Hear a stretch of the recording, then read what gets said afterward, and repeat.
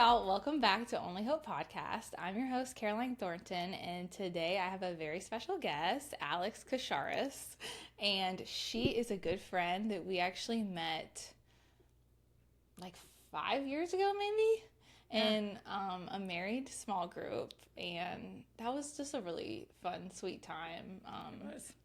It was like no one had kids. We all were like more newly married. You guys had just gotten married, right? We were fresh, yeah. Yeah. And it was just fun to just like have time to like have community, especially if it was in 2020, right? That was when we started. So yeah, that was during COVID. Wow. To just have community and disciple each other and just like do fun Bible studies and stuff. It was just really cool. And honestly, I remember when we first started, like we went through like, everyone's background, but now I've known you for so long, I don't even remember like every detail. What I said, yeah. Yeah, because it's like now we just talk about, what's going on currently in our life and stuff. But yeah. Oh, you know what? I have a question. I've never asked a guest this before, but I just like randomly thought of it. What is your favorite worship song? Ooh, or that like is so hard. Maybe not your favorite of all time because there's so many, but like what's one you're like really into right now? I think right now, probably Same God. Oh, by who? I have to look that up. I'll have to look that up. I'm really bad with the names. Yeah. I also feel like everyone covers other people now. I know. So I'm like, I don't know if that's really who sings it. I have to look that up. I feel like but like sometimes I know the song, but I just don't know the name of the song because yeah, that's interesting. Okay, well I'll have to look that up. Yeah, I just finished reading through Exodus with my Young Life girls, and so it's like, I don't know, that's like mentioned in the song, and it's like the same God that walked through like the desert with Moses is like the same God we worship and seek today. So I love really when like you're into like worship songs about like what you're studying right now and stuff. Like that's cool, I think. Yeah. Mine, do you know like What a God by SCU worship? Yeah, yes. I'm like into that one right now. That's a great one. And At the Altar, which I think is... Oh, yeah. That's definitely a top one of mine, too. That one's good. But, like, do you know who... I think his name is Chandler Moore. He's, like... I think he's in Elevation or... I don't know. I think he might be a part of Elevation. Okay. I'm, like... A lot of the songs that I like, I realize, like, he's, like, the main one for that song, And I'm like, oh, I guess I really like these. And I found this... thing on YouTube where it's like 3 hours of him, and I've been falling asleep to worship music recently, and so like nice. I like that right now. But yeah, okay, cool. That's so fun. So I've been doing this with my guests where I got this children's Bible trivia from like the 80s, and it was at a thrift store. So I'm gonna ask you a few questions to see. I'm ready. I hope if your children's level of trivia is good, even though some of these questions are really hard. So already here goes nothing. We'll see. Okay, let me see if I can find an easy one first. Name the mother of John the Baptist. Ooh, Elizabeth. Yes, you got that one. Okay, here is an easy one. Oh wait, I think I know that one. Yeah, okay. I just like, for a second I was like, wait, what did God make out of Adam's rib? A woman. Yes.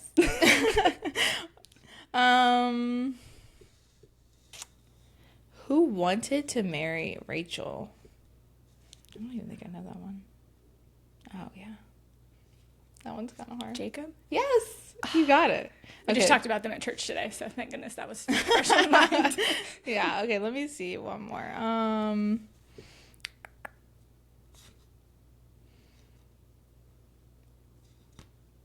What did Mary, Martha's sister, pour on Jesus? Oil. It's like perfume, yeah. Okay. Close enough. Close. Yeah. Okay, well, you did really well. I feel good about that. Yeah, you did great. That was great.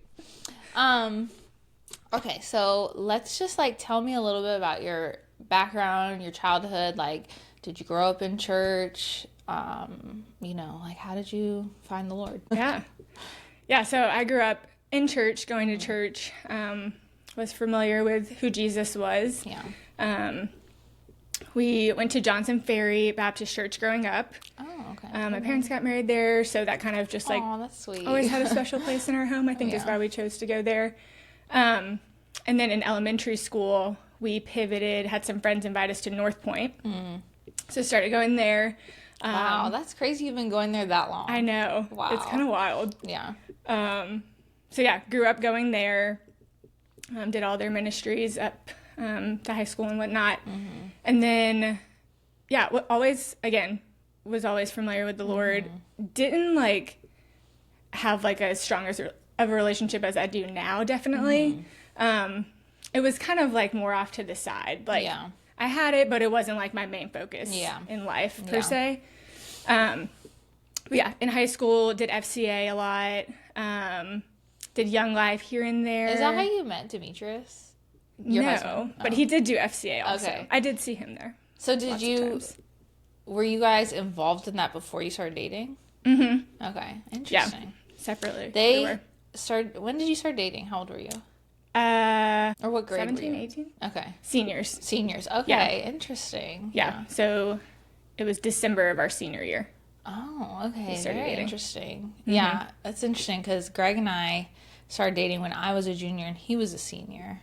But it was like at the beginning of the year. So that's like I mean, I guess it's interesting for both of us. But I'm like, you guys were seniors and you knew like, you both were seniors to where like you knew like your paths. This is kind of off topic. Did you guys like, were you serious at the beginning? Like, did you know that it was going to get serious, I guess? With being like to the point where you're like, we couldn't go to different colleges, which you guys did do. So yeah. I would say he probably was more serious than me. He would admit that, and he's okay with me saying that. I mean, I had a great time with him, and I really liked being around him. I wasn't like instantly like, I'm gonna marry this guy. Yeah. But like he had great qualities that like I would hope to have in a husband one day, and so. And you're like 17, so you're not thinking that far in advance. Right. Yeah. I wasn't. I think he was. Yeah. Thankfully. But yeah, we knew that we like, college happened and we just encouraged each other, like, go where you feel called, go where you want to go. Don't go somewhere just because I'm going to be there or that's where he was going to be. So yeah, we did long distance for 4 years. Yeah, that's honestly amazing. It was great. Yeah. It honestly was really good, both like personally for us. We like had to go make our own friends and just figure out who we were and also balance like maintaining our relationship and trying to figure out like what that looked like long distance. Obviously it was a lot of work and effort to make it, last, but yeah, totally worth it. In college, I wasn't like faith was like not like my top priority. I like knew the Lord and I had my Bible on my bedside table and my little Jesus calling that I did. You had like the foundation. I had the foundations. Yeah, that's a good way to put it. And was trying to find some ministry stuff. Like Demetrius really encouraged me in that. He was definitely more mature in his faith, I guess you could say, than I was at the time. And so he definitely encouraged me to like find that community and make my relationship with the Lord like my priority. And so I found an organization or student ministry called One, which is at Church of the Highlands in Tuscaloosa. I went to Alabama. And so started going there, and it just reminded me a lot of North Point, and so it kind of felt like home. Yeah. Which I really enjoyed going, out of state. It's good to have the little pockets that feel like home. And so I did that, not super consistently, honestly, just because there was like date parties and other events because I was in a sorority and stuff. And so it was hard to find time for that. And it kind of fell to the bottom. But I went like when I had time. I would go to it. So that was really fun. And then, graduated, moved back home, joined a small group, like a women's small group, which was really great, of other girls that just graduated and were trying to figure out, like, what is life? Yeah, I remember that transition is hard for sure. It's really hard. Yeah. And so I lived at home, which was nice. That was one less thing to worry about of, like, where am I going to live? Like, luckily I had a place to fall. Yeah. But so joined that small group. That was really great. It's a good group of girls, great leader. And I'd say that kind of, like, kick-started my faith to, like, that's awesome. Obviously I was back home, so I didn't have the distractions I had in college. I ended up buying a Bible for myself, because I always had like my adventure Bible from like Johnson Ferry. Like it was for a child. Yeah. And I was like, okay, probably time to upgrade. Get an adult Bible now. Get an adult Bible. Yeah. Which seems so silly, but like that really made me like, oh, I have my own Bible. Like I have a faith of my own. Yeah. Like I'm going to go out and do this thing now. Yeah. And it just like, it got me excited again Yeah. To pursue God. I can kind of relate. Like I grew up in church and things like that, and very involved in church, and I like got saved at like 8, which is very young, but like I, at least for like the most understanding you can at 8, I like was so on fire for it, and like talked about it at like Sunday school and with my Sunday school teacher. Then later I came home and I was like talking to my mom about it and stuff, and then like throughout, you know, like all of childhood, I was like very involved in church. But then like when I went to college, I was like, that's like, it's been fun, but like, not that I like am like, I'm not about God anymore, but I was just like, I just want to prioritize other things, because I've been prioritizing like being involved throughout my childhood. And like then like after I graduated college, I was like, yeah, I can't like rely on like my parents' faith or something. Like I have to have my own faith. Like, and I've heard like a saying where it's like, God does not have grandchildren. He only has children. Ooh, that's like good. You cannot rely on your parents' faith, or even like your spouse or your pastor, or, you know, whoever you like see preaching or whatever, you know, it's like, you have to have your own. Yeah. And I was like, oh, and that changed for me after I graduated college too. Oh, cool. Yeah. I didn't know that about your story either. So yeah, lived at home for like a year or two, got married. How long did you guys wait till you got married after you graduated?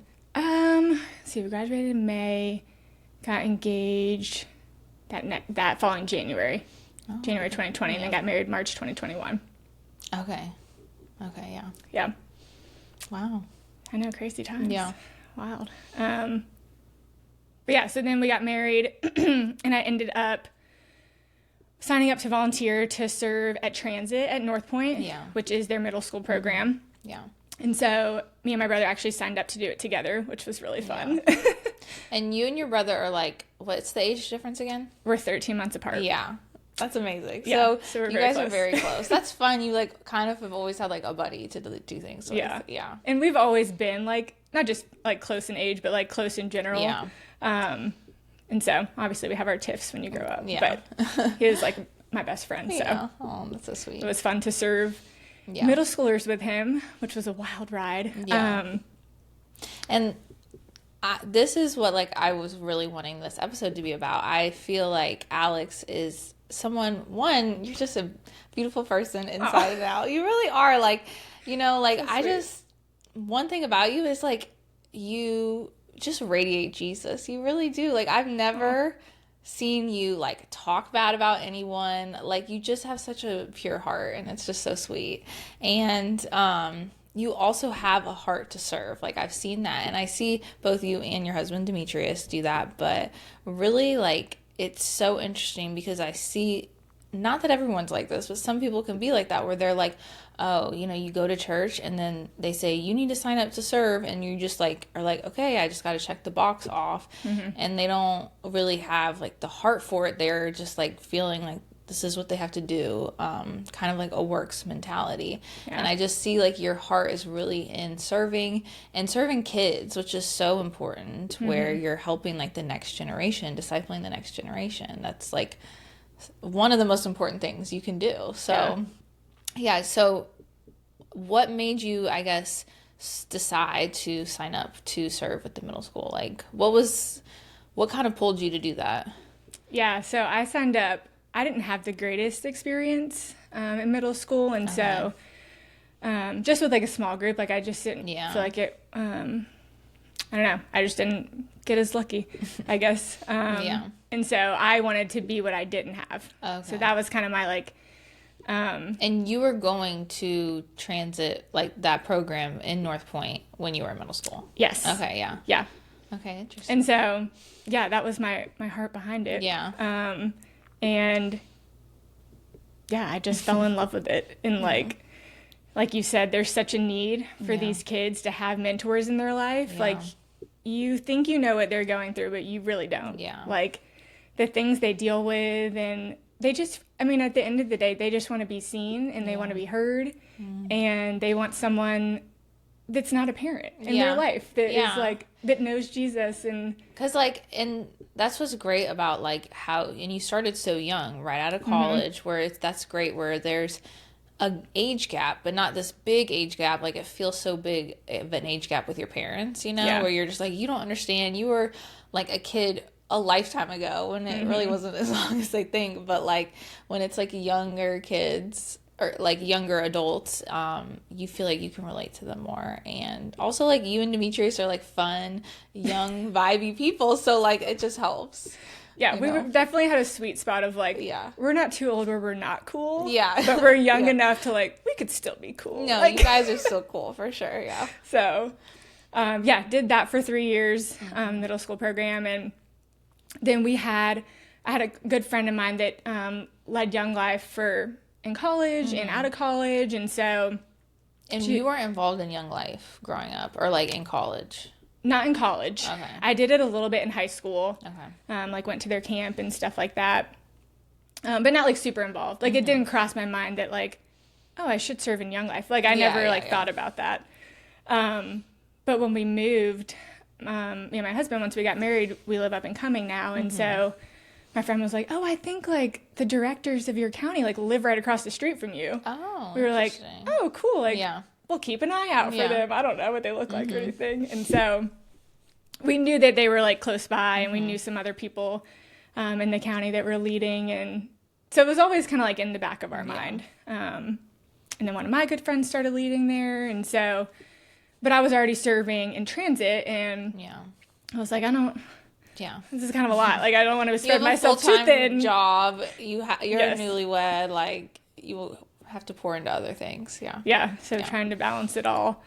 But ended up eventually double dipping and did both of them for a year, which was a little crazy, because I'm the type of person who wants to be like all in for like both spots. And so just trying to like keep in touch with all of them and make sure, like, checking in and trying to make everyone feel seen and cared for, and just do my job and being their leader was hard. But so I wrapped up serving in transit, and then just like fully shifted to Young Life to be all in for those girls. Not that I wasn't before that, but like fully, they were like my focus now. And so I started with them when they were freshmen, and now they're seniors, which is crazy. I like can't even talk about it because it'll make me like emotional. But it's been so fun just to lead them, and it's really I like that I've had the experience in both like middle school and high school. You kind of moved up. Like, it wasn't the same kids for middle school, but like you kind of moved up at the same time, you know? That's interesting. It was really fun. And I've loved leading high schoolers. Like, this is so silly, but like we call them like our friends. Like, these are, and they are like they become your friends. And you like go above and beyond. Like, I've seen you and I've heard you, like, you're like, oh, I'm going to like one of the girls' lacrosse games tonight. Or you like, we went on a walk one day and you were like, oh yeah, I just was like, went to some, I don't even remember where you were, like some park or something, where you went to like take pictures with them for homecoming or something. Oh yeah. Yep. So you like go above and beyond. You're not just like, oh, I went to like the meeting or whatever, and then that's it. Like, you're doing extra, even like curricular activities to support them and stuff, and that's so sweet. Yeah. I think that's like the biggest thing I've seen in like serving. Like, I feel like our mentality is always like what can I do for them? Like, even when I first got started, like, I was wanting to give them an experience that I didn't think I got. And so, but like, God shifts you and he's like, oh no, you wait, I'm going to teach you. Like, they're going to grow you more than you're going to grow them even sometimes. And so it's just crazy. Like, we think that's so silly. And like, we're like, why do we serve? Why do we do this? Like, why do we know Jesus did it. Like, he came, not to be served, but to serve. And like, truly, you don't understand that why he designed it that way until you like get into it. Yeah. Like fully get into it. Yeah. And you're just like, wow, like how fulfilling this is. Yeah. Yeah. It's so fulfilling. Yeah. And like you really feel like I've experienced that with serving and stuff and I haven't done it to the extent you have, but like I need to be better. But I have done that and I'm just like, wow, like what I had like no purpose in life before this. Like it literally fulfills you so much. It's insane. Yeah. It does. And like our schedules can be a little crazy. Yeah. With like the things we're trying to go and support people in, but it's like, gosh, what else would I rather be doing? Yeah. Like, and I think about like, what was I doing before I did this? Like, probably sitting at home on my couch scrolling or watching TV, which is, TV cannot be a bad thing. Scrolling can sometimes be bad. But it's like, yeah, what a waste. It's still not like fulfilling you like it is. Like, you know, like TV and like just being on like social media, it's just like, it's not filling you. It's just like, it's pouring out of you. Yeah. It can be draining sometimes. Yeah. Well, so how do you feel like that affected, how that changed your relationship with the Lord once you started serving?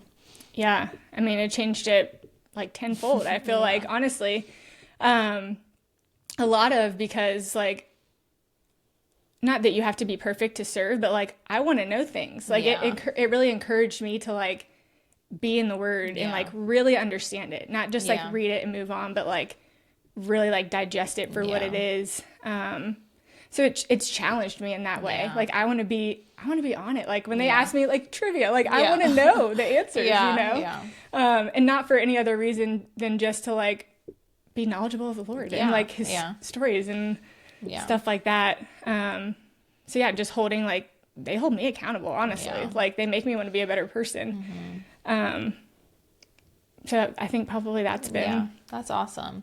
So how do you, how do you balance, like, I know I've struggled with this and I think we've talked about this before, but like, how do you balance your time with the Lord on like just getting it to fulfill you and then also like trying to find something to like offer your kids, you know, like it's kind of sometimes can be hard when you're doing almost like a job with like Bible stories or just like things like that where you're like, I don't want to only be seeking the Lord when I'm trying to get at something to give it to others. Like I need it also to fill myself. Yeah. So how do you balance that? It's hard to balance for sure. But I think, just making like my time with him a priority first before I like do the Bible studies and read through what I'm going to read through with them later that week.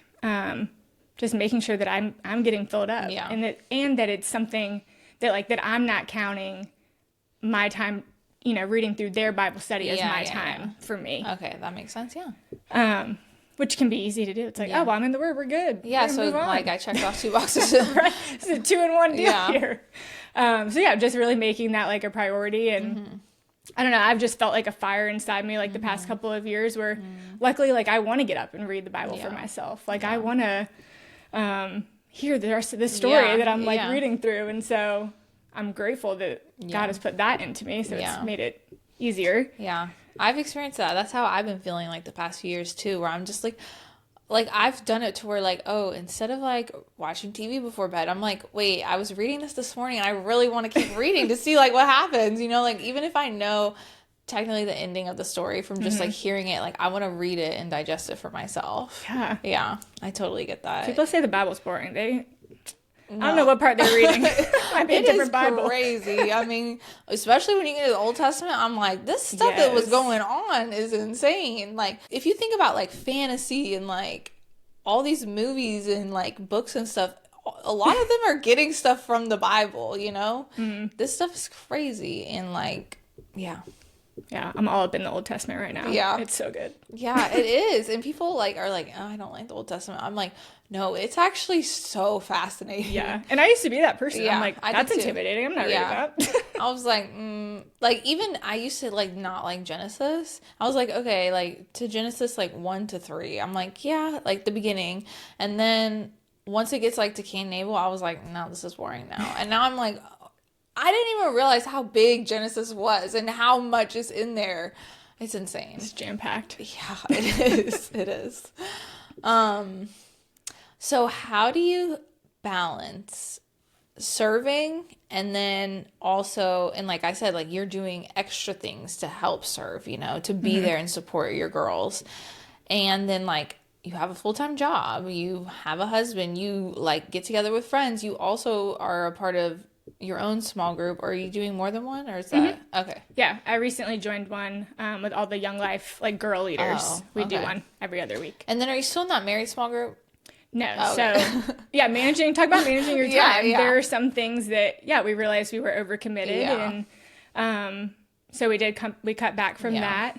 Just specifically, we felt like we could use that time, either to one-on-one work on our marriage together and just squeeze a date night in. Yeah, that'd be nice. Since our weeks are so full, or spend it with like getting to catch up with students and go to dinner, or ice cream, and stuff like that. But yeah, as far as managing, I think. I look at my calendar like every second of the day. Just to like be like, okay, this is what I got here, this is what I got there. But yeah, just finding balance of things that, you know, I have a lot of like girl hangouts, I feel like, with our supper club. And then I just mentioned the girls Young Life Leader Bible study. And we do club on Monday nights, which is where all the kids come together for Young Life, and we play games and we do silly and fun things, and then a leader will get up and talk about Jesus. And so that's our Monday nights. And then we do like a Bible study also one of the other days of the week. Mine sometimes varies, and so that's one. And then work too. I travel for work here and there, and so just balancing that and fitting it in. I try to not schedule it at the beginning of the week so I don't have to miss club if I can help it. It's just like aligning priorities, and, you know, sometimes you have to say no to stuff that maybe I'd want to go to, but it would mean more if I showed up at my kids' games or something like that. That's kind of awesome. So what is something you've seen, especially since like these girls that you're working with Young Life, you've been working with them since they were a freshman and now they're senior. You've just watched them grow. Like what has that been like to just see like the transformation in them? Yeah, it's so encouraging, honestly. A lot of them have gone on to become leaders themselves, either in transit, or we have a program called Wildlife, which is Young Life's middle school ministry, and some of them lead through that. So getting to see them like obviously I get to pour into them and then watch them like pour into others. Like that is the effect that like being like in ministry and serving has. Like it's so much bigger than just you pouring in. Like you can, like they're going to reach people that I personally could never reach. And so getting to see them go and serve and like use what they're learning in our Bible studies and things like that, like taking it to like teach others and encourage and uplift them. And I think that's probably been the most encouraging, to see them also go and serve.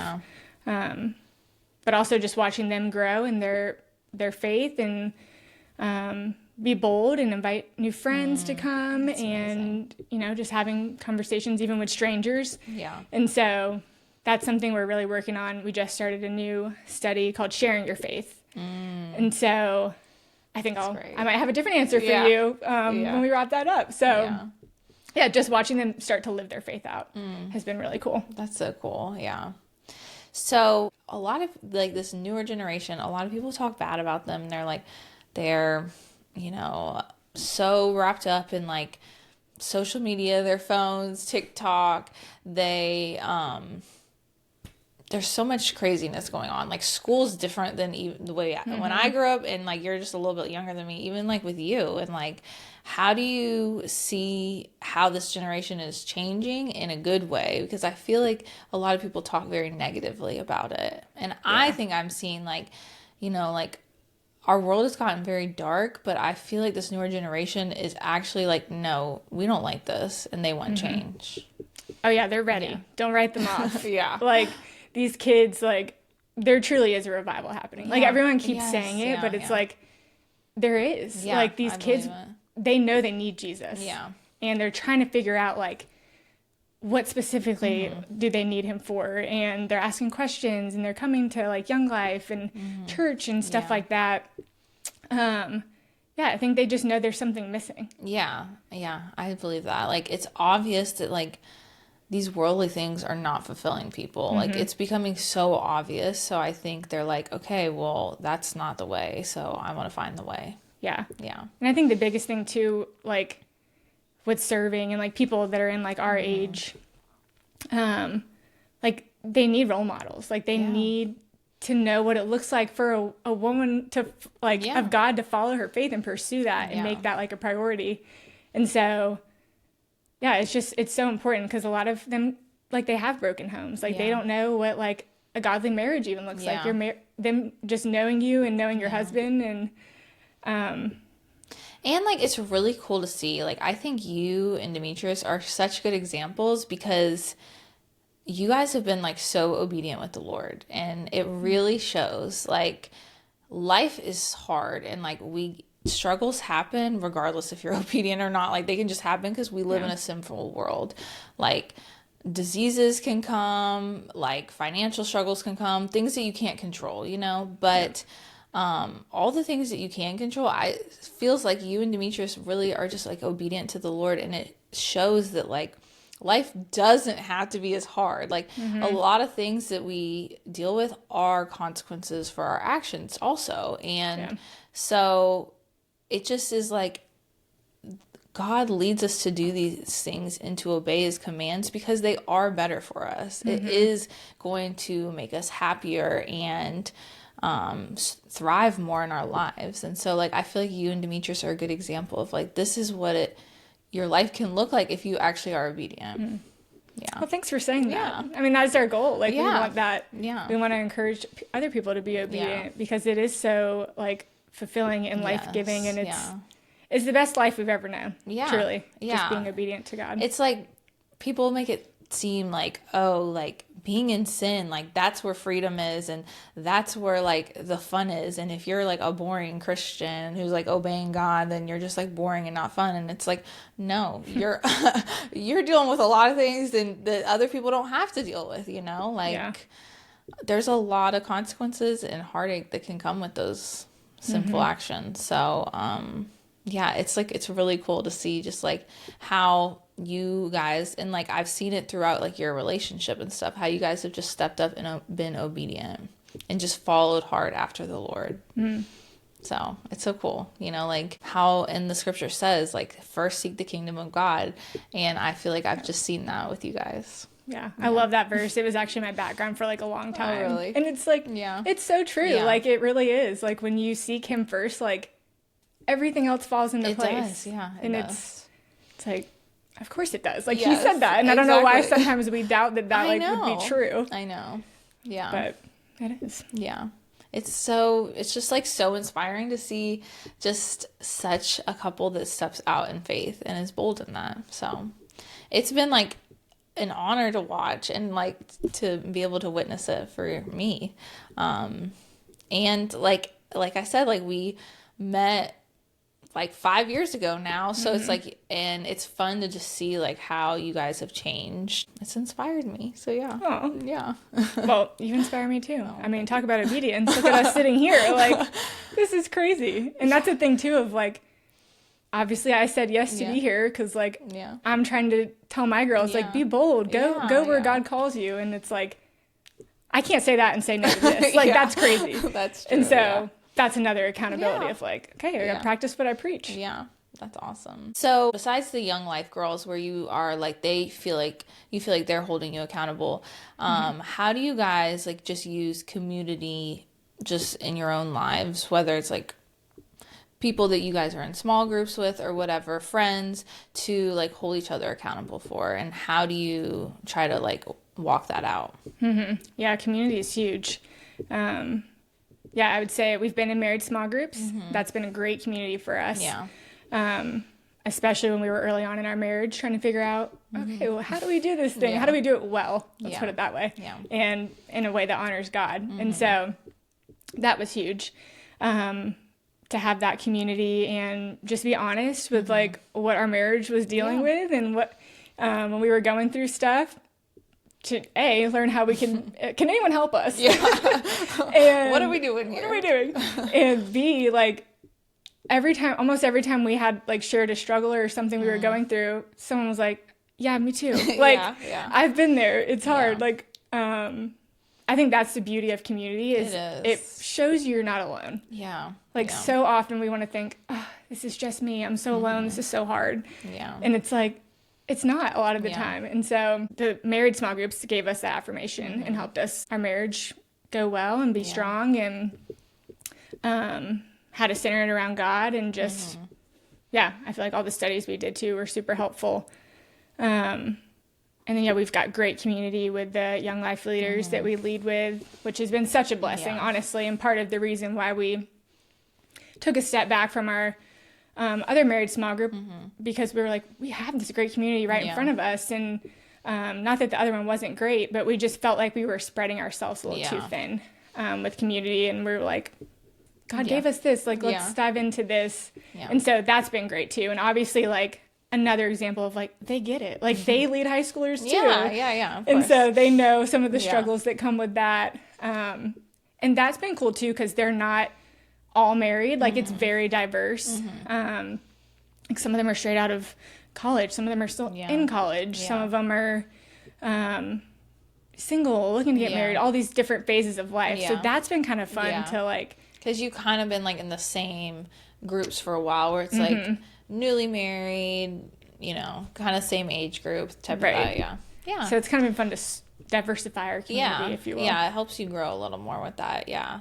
So, and like, it's just been cool because, like, I remember when we first started our married small group, like, you and Demetrius had such hearts to serve, but then it was kind of hard to, like, especially Demetrius is a little, like, as we call him, like, golden retriever. He's a golden retriever, where he's just kind of like all over the place, and he has like his heart is pure in that, where he wants to help all these people, but you have to like learn to like prioritize things and like, you know, not neglect yourself and your marriage and all these other things.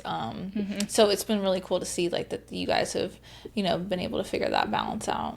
Yeah. And it's been good too, because for a minute there, we were leading kind of separately. Yeah. Like, I was doing transit. He was doing, like, FCA at Roswell, which is where we went to high school. Also was, like, helping out with Young Life over there. And so there was a point, as of, like, a year or two ago, where I reeled him in to serve in the community where we live. And so, like, that's been really sweet to get to serve, like, alongside him. Has been really fun. And... you know, I know his boys, he knows my girls, and it's just like this big family and big community of people. That's fun, because you guys had like this summer, like a ton of kids up in your house. We did, It was so fun. Yeah. So was that both of your groups that you would just invite over, or was that all of Young Life? So that was the whole county. Of Young Life. Oh my gosh, yeah. Whole, that was county. A lot of people that they were like having, and that was like weekly, right? Yep. Weekly Bible study. You guys are dedicated. To have, like, how many kids was that in your house? I'd say anywhere around, like, 20 to 40 or so. That's a lot of high schoolers in your house. Yeah. Yeah. It was crazy. Yeah. It was a great time, though. That's awesome. But it is fun. It is. Yeah. It's like, there's literally no other way I'd want to use my home. Like, please come sit on the couch. Please sit on the stairs. Sit wherever you want. Yeah, they definitely have to like, sit on the stairs or something. Yeah, it was the overflow was the stairs. Yeah, for sure. They're like up above, like looking down. Yes, literally. That's awesome.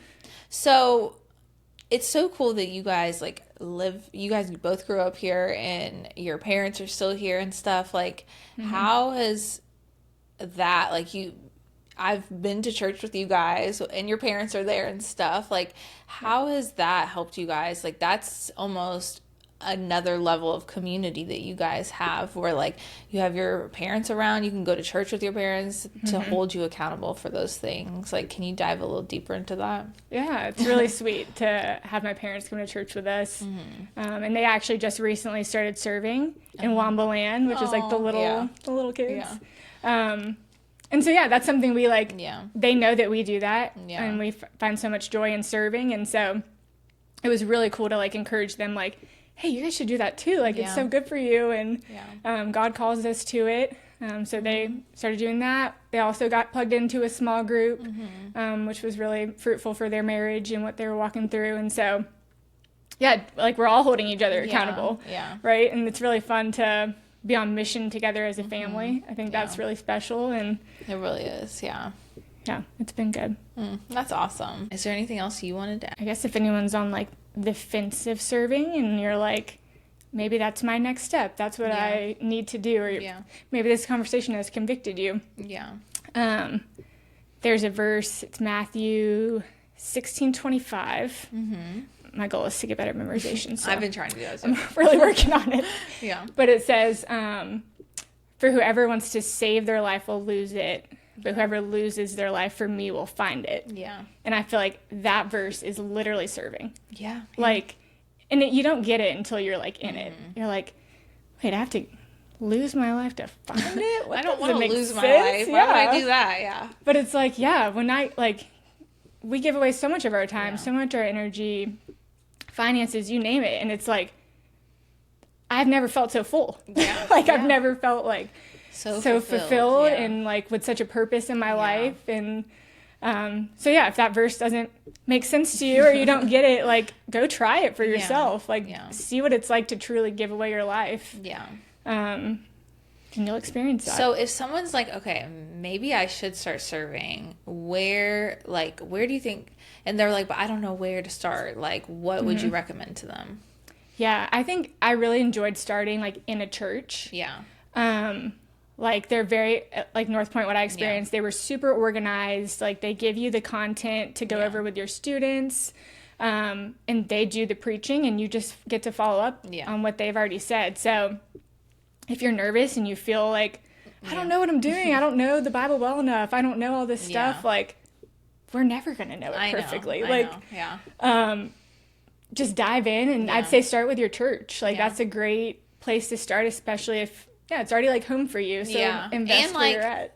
Churches have so much resources. They already have it like figured out for you. Yeah. So you don't have to worry about like trying to figure all that out by yourself. Yeah. And there's always a need. Always. There's always a spot open. There's always a need. Yeah. So I'd say start there, and then if you want to know more about Young Life, I can definitely pitch that to you. Caroline can shout me out, I guess. DM me. Yes. Yeah. But I've loved that too. I think that one's more like relational. Okay. And that could have just been the season. Like, middle school is just harder to like make some of those friendships. Kind of open up and stuff. Yeah. But like now my high schoolers, like we're doing life together. Like we're going to concerts. We're going to get ice cream. We're going, we're like doing stuff like that I would do with my friends. Yeah. I get to do with them. So there's a lot of opportunities. I mean, there's a need. The need is there. So yeah, for sure. And like, I love what you said. Like, none of us are going to feel like ever fully equipped. So we don't need to like wait until then because, and that's what one of my favorite stories is the woman at the well, when Jesus talks to her, and then she's just like runs away, and she's like running into town like, this man told me everything I've ever done, and like she was just like, like in that time not looked at as someone who was like looked at highly, and this is who he told, and she's running around testifying what he did, and like she didn't have like a seminary degree or anything like that. She just told what he did and what happened to her, and that's the best thing we can do. Yeah. I mean, all throughout the Bible, God's handpicking these people who like no one would pick. Yeah, exactly. And so don't count yourself out. Like there's a work he can do in you. Yeah. He just needs you to be obedient. Exactly, yeah. Obedience is key. Yeah. Well, this has been so fun. One, it's just fun, like, chatting with my friend. But I really hope this encourages other people, because you've encouraged me, and I know that this will encourage others. Yeah, I just pray that if the Lord is convicting you guys, that you just go full throttle, and you're like, okay, if you're convicting me, if I feel little heart tugs, just do it. Go for it. Just go for it. Yep. Okay. Sweet. Well, that's all we have for today. And I hope you guys have a good rest of your week. Stay blessed. Bye.